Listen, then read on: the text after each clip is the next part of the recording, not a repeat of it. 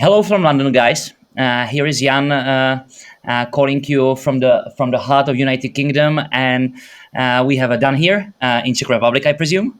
Okay, hello. And we have our dear friend and collaborator, conspirator, I would say, Peter Ruff, I suppose from Washington, correct? That's right, from Washington. So we're spaced out nicely. Washington, London, Czech Republic. Yeah, splendid. So we are very happy, Peter, to having you talking to us, mainly to Central European audience from Czech Republic, Germany, Poland, about how you see U.S. presidential election campaign going on. We are end of summer. We will be airing this show first week of September. So it's 2 months after miraculous assassination not happening of Mr. Trump. We are 6 weeks after a miraculous changing of the horses in the middle of race inside Democratic Party. Joe Biden is out. Kamala Harris is in. But first, a few bullets about you. Peter Ruff is our good friend from Washington. He served at Republican National Committee. He worked for U.S. Army Special Operation Command. He worked at George W. Bush White House, 2007, 2009. He is specialized in Europe. He works with and for Nikki Haley, and he is European director at Hudson Institute. Washington bipartisan think tank, but slightly skewed to the right. So, Peter, you are our beloved Republican. It's great having you again. Thanks for having me. Always great to be with you. Okay, so the first question is on my side, is it? Okay, so U.S. elections are very important for us here in Europe as well. But today we would like to focus especially on what's important for U.S. citizens and for your country in general. So maybe one question for the beginning. What are people in the streets or pubs talking about the most? Well, I think there is a dichotomy almost between Trumpists and Harris voters, or at least the point of emphasis that each camp is putting on this election. There is obviously dogged support for Donald Trump amongst his core constituency, but beyond that, Trump has a major advantage on the issues, whether it be economic management or inflation. The Biden team, as my friend Jeff Anderson wrote up recently in City Journal, is entering this election with the worst record on inflation in 100 years in the first 3 years of a first-term presidency. On foreign policy, where we had a variety of crises that have now turned into outright wars in Eastern Europe and in the Middle East. On crime, where there has been a shocking uptick in urban crime across the country.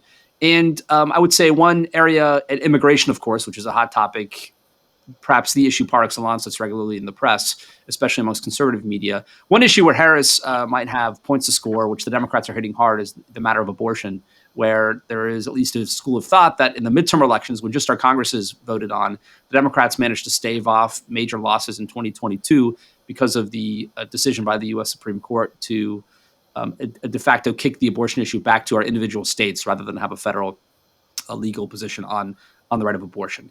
For Harris voters, she too, I think, benefits from one major dynamic, and that is she is neither Biden nor Trump. And the race had really been structured as Biden versus Trump, and there was a great deal of distaste for Donald Trump amongst Democrats and a great deal of dislike amongst Republicans and independents for Joe Biden because he was perceived to have just aged out of the job.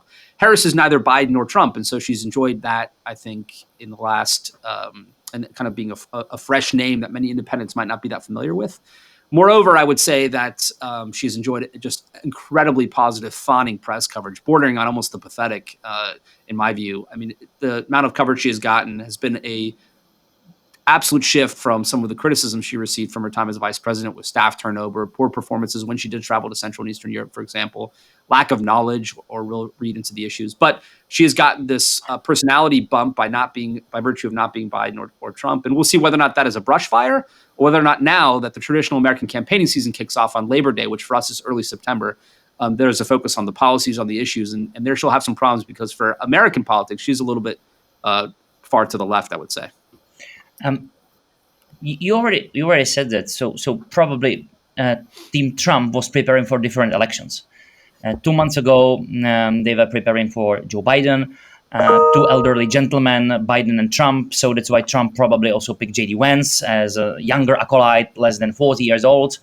so to show the younger engine of let's say MAGA party or Trump party.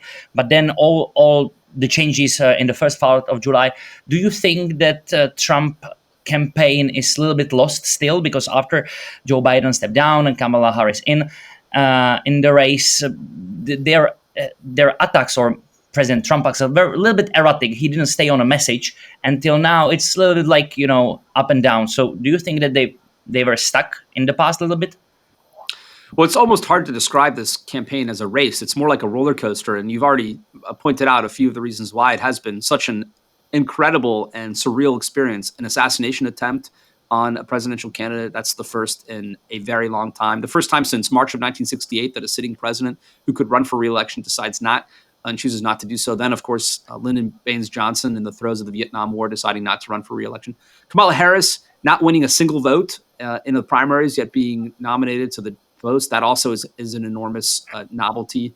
And then Trump, just by a whisker, escaping death in Butler County during that assassination attempt. So it's been a surreal experience. I think it's clear that Donald Trump was preparing to campaign against Harris. Against Biden. I will say there was quite a bit of time to prepare and steel oneself between that disastrous debate that Joe Biden had and his decision to drop out of the race. And I do think that the Biden team has been the Trump team has been a bit slow to transition to take on Harris. In their defense, they'd prepared for years to run a totally different race, and suddenly they're taking on Kamala Harris. But Donald Trump is his own messenger. He decides to hold long press conferences that go off in various directions and hit different themes. And I think he's convinced that if there's one thing he knows best, it's marketing and it's communications. And so he trusts himself to be able to drive the message that he wants. The last point is, in 2004, the broader conservative movement did a pretty successful job in damaging John Kerry, who was then the Democratic nominee, in August. And traditionally, the idea is that they're the dog days of summer. Yes, you have conventions and bounces coming out of conventions because there's positive news coverage. But by and large, the campaign settles in September, and it's really a 3-month campaign. In this case, I think Trump would say that the election is just going to kick off next month, and we'll begin to define her, and we will begin to show her to be tied to Joe Biden, because Harris is in a pickle. I mean, on the one hand, it's the Biden-Harris administration. They're positioning her as the co-pilot to Joe Biden, which is an unpopular presidency. And on the other hand, she's supposed to be fresh, new, and hopeful. So it's hard to be both those at the same time, and I don't know if they can sustain that straddle.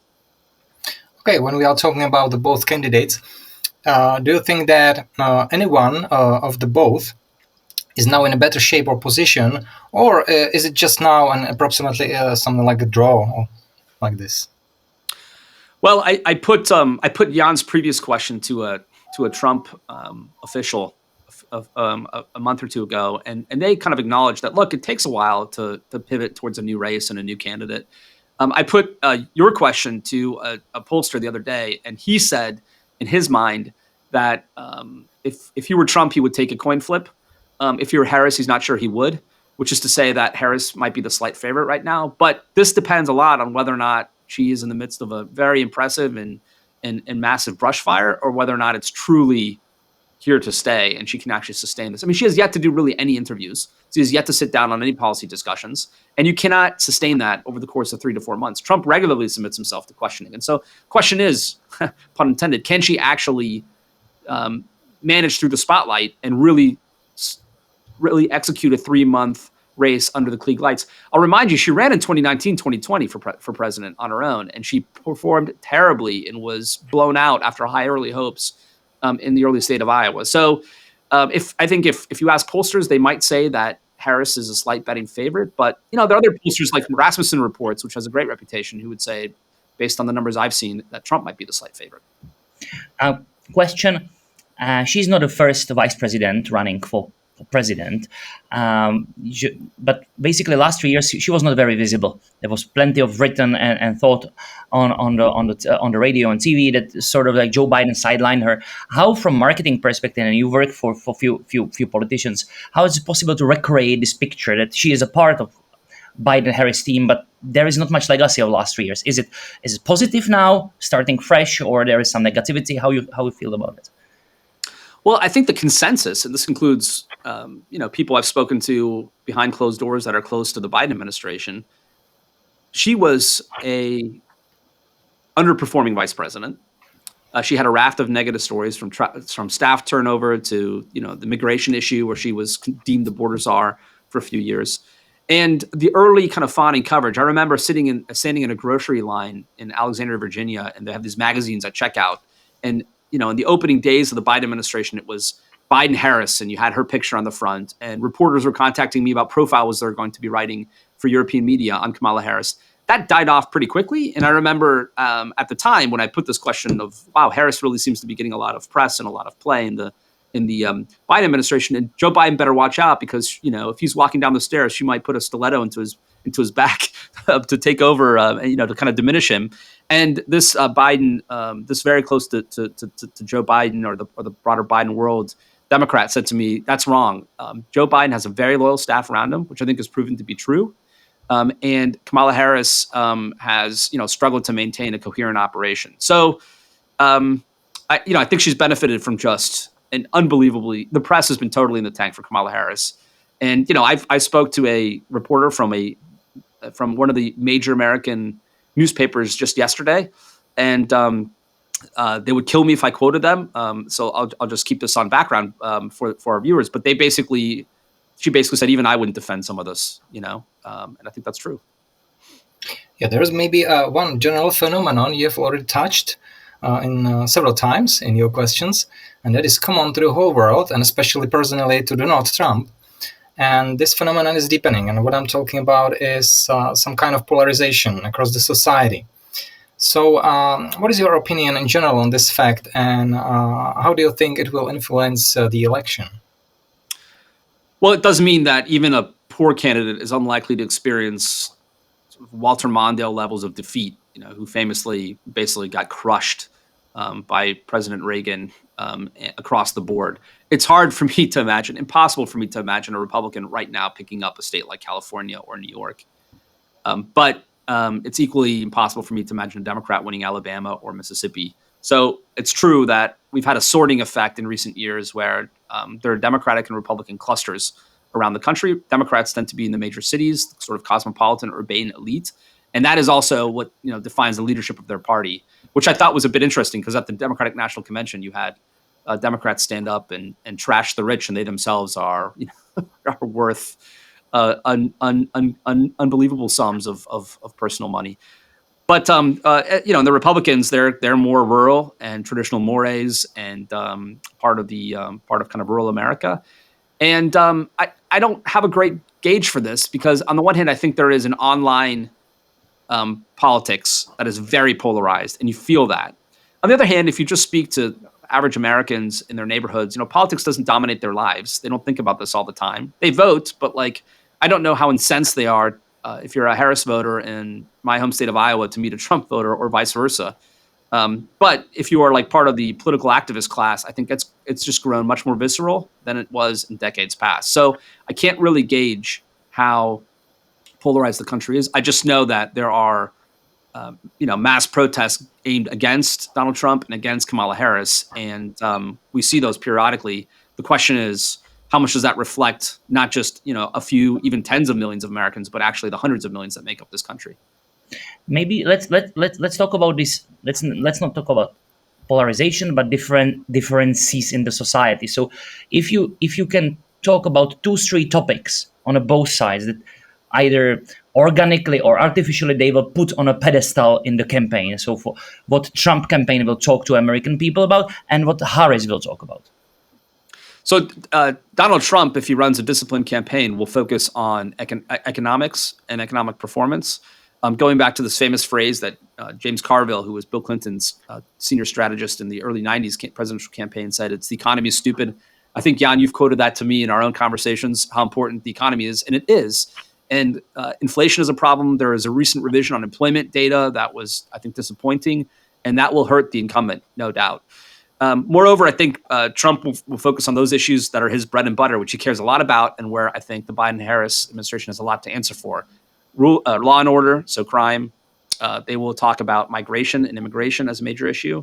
And they'll probably talk about foreign policy somewhat as well, which has become one of the, I think, second tier issues. But traditionally, unless there's a major war that the United States is involved in, it doesn't really creep up into the first or second tiers of thinking. Those are the issues that the Trump team will want to focus on, and then they will want to define her as progressive and left wing. She was, by a nonpartisan metric, the most progressive, leftist, liberal, whatever phrase you want to use in the American context, senator in the United States Senate, and that is a challenge for her. And when she ran in 2019, 2020, she said a variety of things to try to outflank her competitors on the left that will come back to haunt her now.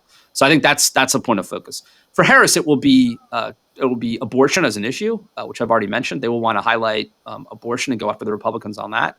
And then they will want to go after Trump, the man. So the threat to democracy argument, which we've heard progressives make time and again, Trump's unfitness for office is an argument that they like to put at the top of the agenda. So they will go after Donald Trump, big bad orange man, sort of a talking point, and drum that time and time again into voters' minds, and paint that as just not erratic and problematic for the country going forward. So I think those are kind of the right now, heading into September, as both campaigns begin to unleash their arsenals in the campaign, those are probably some of the themes I'd expect to listen for.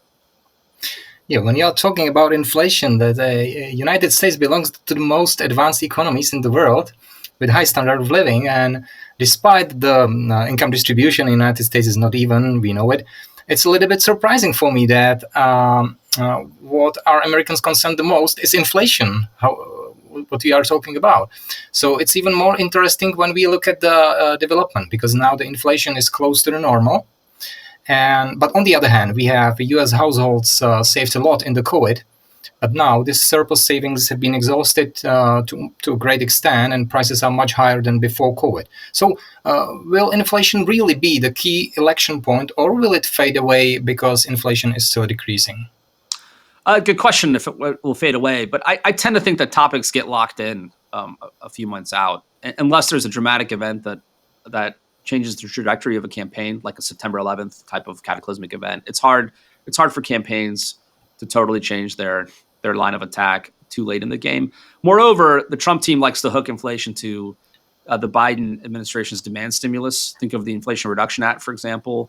The stimulus bill when COVID had essentially been gone, so huge amounts of money sloshing around in the system, and then they will go after economic management like price controls as a kind of failed socialist recipe that has doomed some of our Latin American friends and allies that we should not repeat in the United States. So they'll still go after it, and maybe inflation will hit harder or less hard in certain phases of the campaign, but it will be there in part because it's also hit in like staple goods, like ground beef, for example. The Trump team has a campaign out on the price of basic goods. And basic goods are what, for lack of a better word, average Americans in key swing states feel more than equity markets or other kind of portfolio investments that seem to have done pretty well over the past several years. So if you're not heavily invested in the markets, but you have to buy ground beef to feed your family, then the economic strengths of the recent years don't shape you as much as the downward costs of stoking demand as the Biden team did. And there are quotes that Trump will use from people like Larry Summers, these sort of graybeards of the Democratic Party, who warned early on when the Biden team was pushing a major stimulus infrastructure type of bill that this is going to stoke inflation. And in the end, whether or not it's quantitative easing or whether or not it's fiscal policy, it's certainly contributed to inflation. If we move to the persons of vice presidential candidates, so why you think that Trump picked J.D. Vance and why Kamala Harris team picked Governor Walz? What qualities they were looking for? Well, for starters, I think it's no secret that the president's son, Don Jr., is a big fan of J.D. Vance, and they've built a friendship and a relationship. And I think he was, along with a few others like Tucker Carlson, pushing for J.D. Vance to be the pick. Moreover, this is Trump's last election, no matter what, because he will either be too old to run in 4 years, or he will have had his 2 terms and will have to leave office. And so the vice president is in the pole position more than any other cabinet member to start the race for the next presidency. Now, I don't think that J.D. Vance would necessarily clear out a primary. I can easily imagine there'd be a hard contested fight in 4 years, but he would have major advantages that he didn't have before he was selected vice president. And to the extent that I think Trump wants his movement to continue, J.D. Vance is at his core, make America great again, America first, in ways that maybe some other candidates or those in consideration are not, or not as kind of dyed in the wool, so to speak. But I expect Trump, because this is Trump's mode of operating, to balance a cabinet. So on national security, for example, you have J.D. Vance. And as J.D. Vance said in his acceptance speech, it's a big party on these issues. And so I can imagine some of the names we know that come from a slightly different part of the Republican Party becoming Secretary of Defense or being nominated Secretary of State or Director of the CIA and so forth. And so Trump never wants, as I read it, one element or aspect of the party to gain too much influence, but instead wants to create balance to manage his coalition all along. And we saw that, for example, during the national security supplemental debate, where in the end he was very quiet, and then he greenlit Speaker Johnson putting the national security supplemental on the floor, which was important, of course, for Ukraine, but also for Taiwan and Israel. As for Kamala Harris, it's hard to say. I think she must have had some personal rapport with the vice president. I think that's really important. I think she views him as charismatic, as sort of the Midwestern football coach, which provides some, shall we say, normalcy and adds that dynamic to the ticket.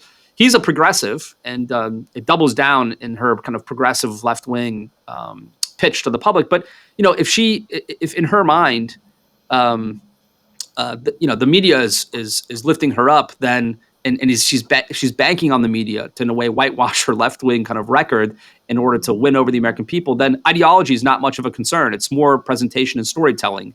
And if Waltz can tell a certain story and can perform in a certain way, then she counts on, I think, the press to continue to carry her water for her and to help, in a way, transmit her left-wing policies in an acceptable way to the American public. So, I wasn't there. I don't know. I haven't really spoken to anyone about this. He was not considered to be, I think, up there with, say, Senator Kelly or Governor Shapiro, who were talked about at length. And then Governor Shapiro and Senator Kelly were passed over in the end for Governor Waltz.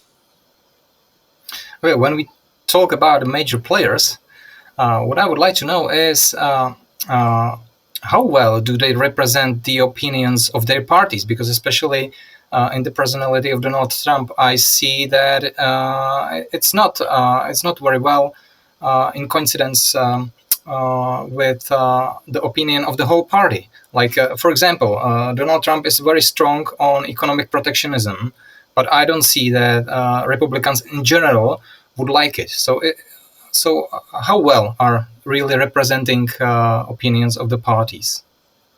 Well, you can only pick one man or woman to be the nominee. And the parties are Big Ten operations because we don't have a parliamentary system where you would split out, say, Greens from Christian Democrats, from Social Democrats to left-wing to right-wing groups. And so the Democratic and Republican parties in the U.S. cover the center-left all the way to the left-wing, center-right all the way to the right-wing elements of our political spectrum, respectively. And that, and in the end, you have to choose. I think it was Plato who said that every movement has a beating heart, has sort of a core, an energetic element of it. It need not be the majority, but it's what kind of propels the party or a movement forward. And in this case, there is a lot of momentum behind the Make America Great wing of the Republican Party, and there's a lot of momentum behind the progressive left wing of the Democratic Party. I mean, the Bill Clinton Blue Dog era, as they're affectionately called in the U.S., when Joe Biden used to brag about putting more police officers on the streets, he didn't talk about that during the primaries in 2020. In fact, he ran away from it. And I would say that Donald Trump is not like the necessarily preferred candidate of, say, the Chamber of Commerce or the Business Roundtable sort of style of thinking in American politics. And you see that reflected in people like Orrin Cass, who runs this think tank American Compass. They're trying to, I think, the criticism would be develop almost a warmed over liberalism rather than a small government conservatism, by intervention in the markets and so forth. But J.D. Vance represents some of this as well, right? More intervention rather than traditional sort of Jack Kemp style small government conservatism. But that's part of the deal in the coalition that was fought out in the primaries. And in the end, Trump won. And so the question is, will all those small government conservatives come home to Trump rather than to the left wing Democratic Party? I suspect yes. But will the independents? And I think that's an additional question then, is where will the independents go? And that's kind of where some of the wrestling is taking place. Can I make one more point, though? Since you talked about the leadership, I think it's important. We have no idea who's going to win the Senate or the House of Representatives either in our bicameral system. So right now, the Senate is razor thin. The Republicans will pick up the state of West Virginia. And then there's a senator named John Tester from Montana who's a Democrat. It's a very conservative state, and he's a Democrat. He's polling okay, but if he wins, then probably the Democrats keep the Senate. If he loses, then probably the Republicans, well, I'd say definitely the Republicans take the Senate. And in the House, it's a razor-thin margin as well. And so we could have, conceivably, which is sort of new to American politics, anything from Kamala Harris in the White House with the Democratic Senate and a Democratic House, or Donald Trump in the White House from a Republican Senate and a Republican House. We really don't know as of right now. Maybe for our audience that is not familiar with U.S. constitutional system so much, so if you can elaborate a little bit more, let's say that you will have a blue way across both chambers and the White House and vice versa, how it strengthened the president, or differently, if you have a red president and then the blue, let's say Senate, red lower chamber. So how the dynamics works? So our Congress under Article 1 of the Constitution is the lawmaker. So the House of Representatives and the Senate together pass laws, and then the president is to be the executive under Article 2. The House of Representatives is comprised of 435 members who are districted around the country based on population.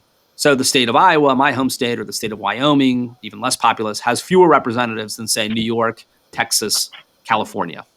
The Senate, however, in a way to create geographic balance, consists of 2 senators from every state, irrespective of their population. And they have different powers. So the power of the purse to launch a budget sits with the House of Representatives. The power to ratify treaties is with the Senate. So with, say, Ukraine eventually makes it to NATO membership status, and it has to be ratified by the various states, it's our Senate, which in the end will have to ratify Ukraine's membership in the Senate, or any treaty. For the Paris Climate Change Agreement, the president can sign it, but the next president can simply undo it unless the Senate ratifies it as a treaty in the U.S. context. So, the president in recent decades, and this is a huge debate, and I think something the Supreme Court has really taken a cudgel to, has taken more and more powers to himself, and has in a lot of ways ignored the fact that Congress tends not to legislate enough because of our polarization. So we had, for example, President Obama, and all presidents have been guilty of this of late, but President Obama decided to offer certain rights to so-called dreamers. These are Americans who were brought over as infants into the U.S. and were born to illegal immigrants. But the Congress never made that decision. It's just the president decided, well, I'm sure this is popular. These people seem American to us, and who's going to deport them? But the problem is we have more and more power vested in the executive. And if you have too much power in the executive, then you're no longer a classic sort of liberal democracy where you're supposed to have a division and separation of powers. So the question is, can we now, because the Supreme Court is not allowing presidents simply to take executive orders at a level where there's a general law passed by Congress and then executive agencies implement them or take decisions and rules based off of general guidance. No, the Congress has to actually legislate, and the president is to execute that legislation. So we should see power flowing back to Congress, but they have to have the political courage also. It's easy to blame the president if you're not willing to pass something, and that's been a big debate. But basically, if you don't have your party in control of Congress and you're in control of the White House, presidents tend to focus on foreign policy, because that is where really it is the prerogative and powers of the president, or they tend to try to govern by executive order, and that sometimes is problematic. I mean, we're seeing this in France, right, with President Macron trying to identify a prime minister or figure out how to get past the National Assembly. That's an issue in the U.S. too. In the context of everything what are you talking about, it sounds like a puzzle a little bit.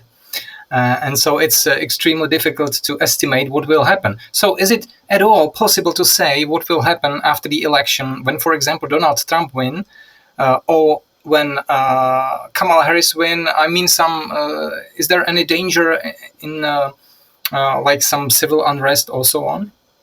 I think what we do know is that on some issues, they are just on polar opposites policy-wise. So we know that, like, under Trump, there would not be an LNG export ban for new projects to Europe, for example, which Kamala Harris, who is, I think, more in the grasp of the green lobby in the U.S., would be more inclined to support. So, you would see an unleashing of American energy versus Harris and so forth. On like the politics or society, I don't know. I don't know what to say. It depends on how close the election is, I think. It depends on the direction and trajectory of the election. It depends on how charitable the two sides are. I mean, if Harris loses, would she simply stand up there and, like Al Gore in 2000, give a very difficult speech. If you go back and watch that speech, he lost to George W. Bush in a very close election.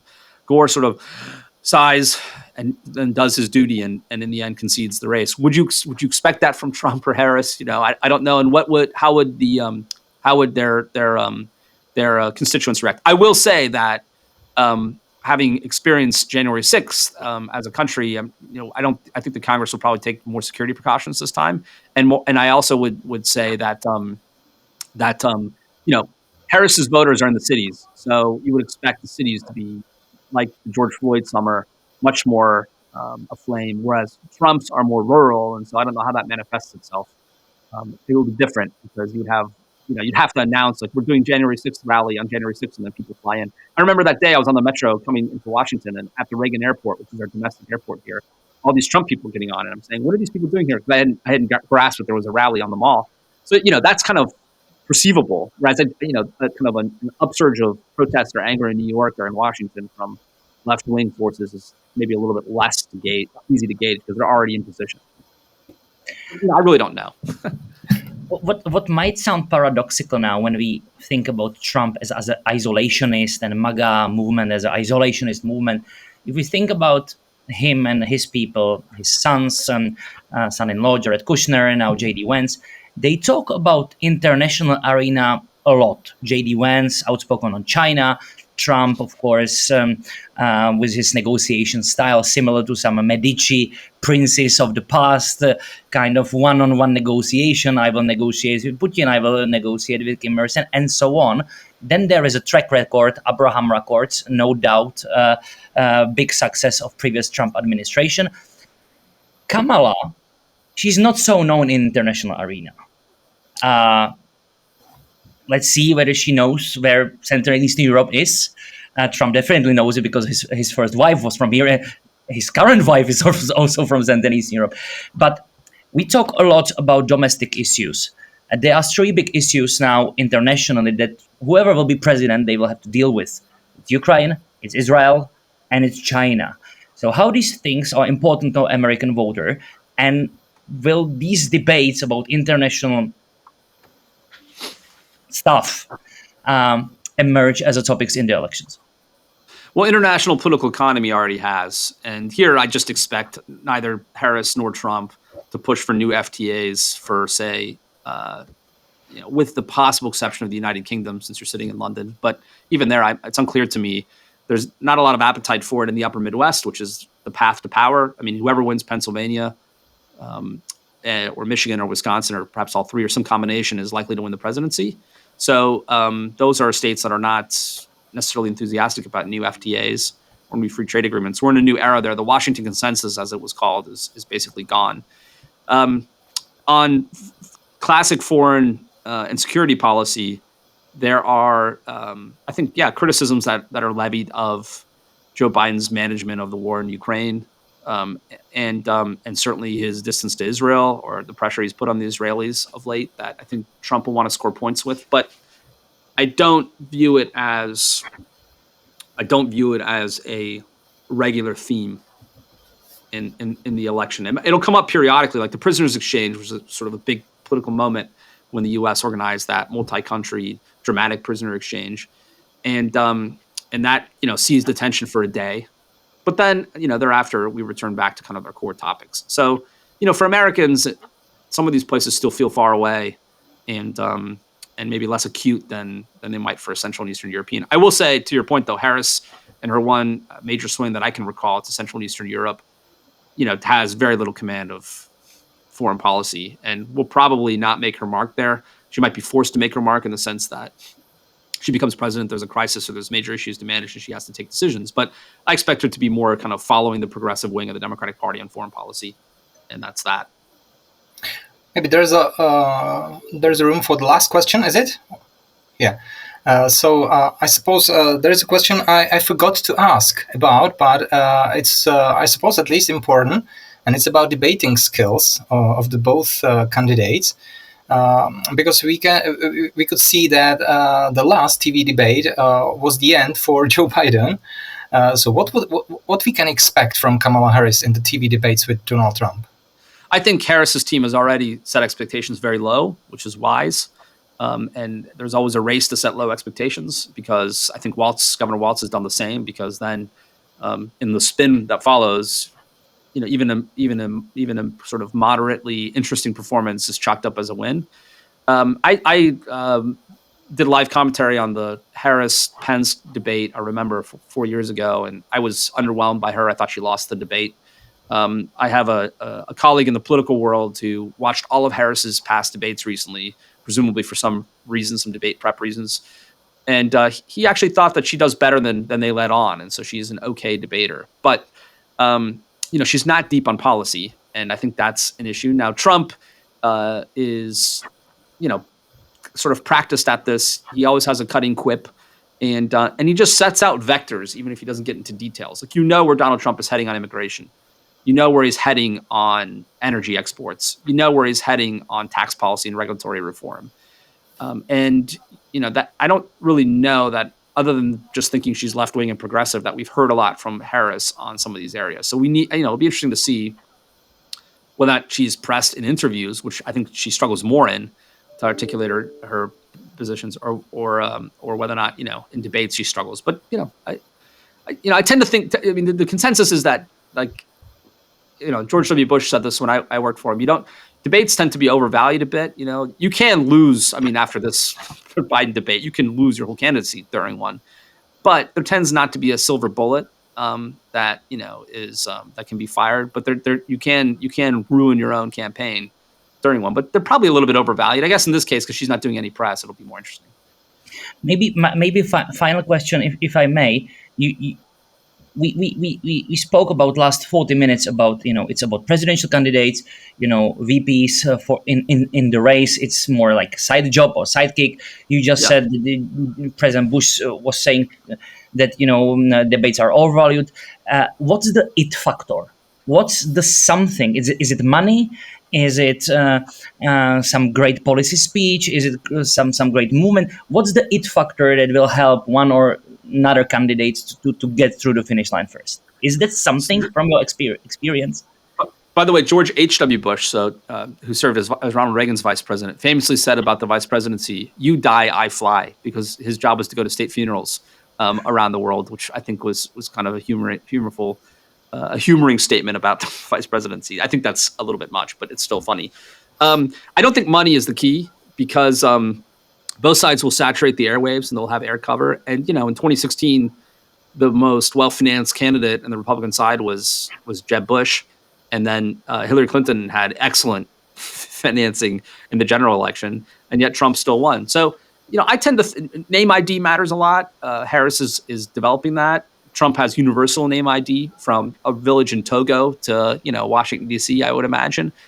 And the question is, can he define her, or can she be defined poorly? But I think in the end, it just comes down to whether or not you authentically, who you are, meets the moment, which is to say, is it your time in history?